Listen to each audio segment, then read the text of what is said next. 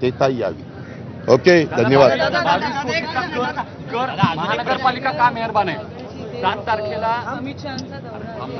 अजूनही तिकडच्या पालकमंत्रीचा तिढा सुटलेला नाहीये. काळजी करू नका। जरी नाशिक रायगडचा तिढा सुटलेला नसला तरी काम चाललेलं आहे।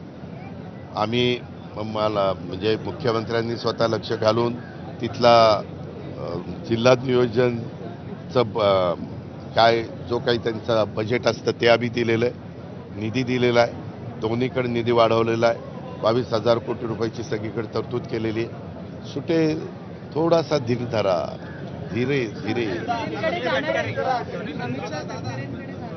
हो, आम्ही अमित शहांना अशी विनंती केली होती, आपण जर मुंबईत असाल तर यावेळेस माझ्याकडे तुम्ही भोजनाच्या करता यावं, आणि तुम्ही जर तिथंच म्हणजे रायगडच्या परिसरात असाल तर आमचे प्रांताध्यक्ष खासदार सुनील तटकरे यांच्याकडे यावं।